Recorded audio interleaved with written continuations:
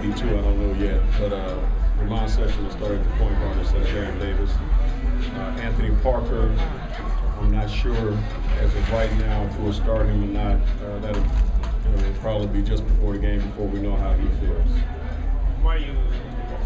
Well, the other night, Detroit, I played Barron the whole third quarter because he was complaining a little bit of his back, having some spasms. So we just figured not to even risk it tonight.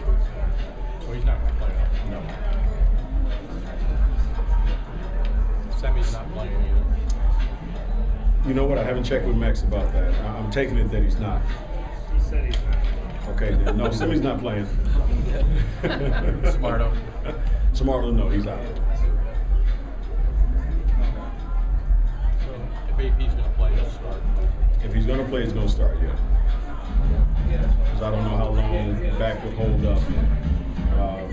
And I got in my mind, if he plays, probably about 15, 20 minutes.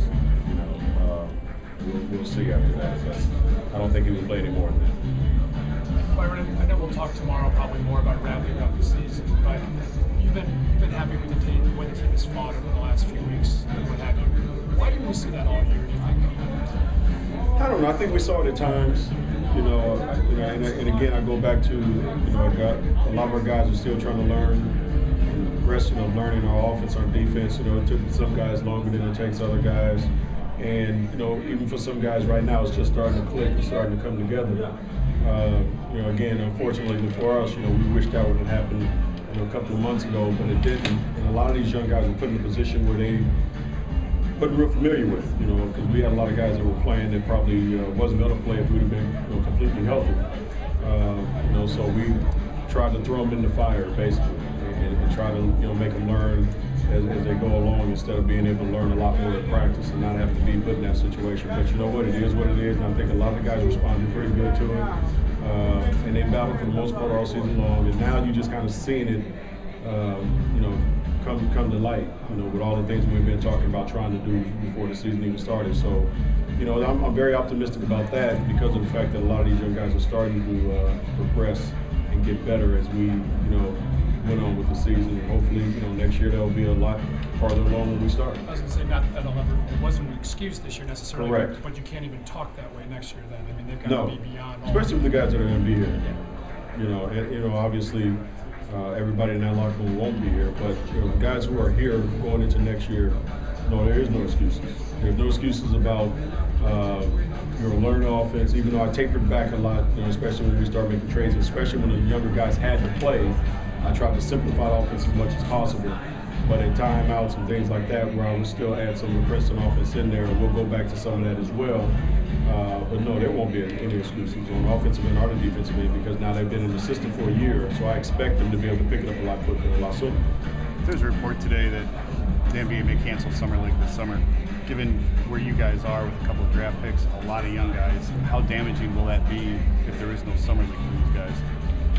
It would hurt us, no doubt about that, because that's where you try to gauge and you get a jump start on getting those guys, prepared for training camp and for the season. So yeah, it would hurt us, but that's what, a month and a half, 2 months away. I can't worry about that right now.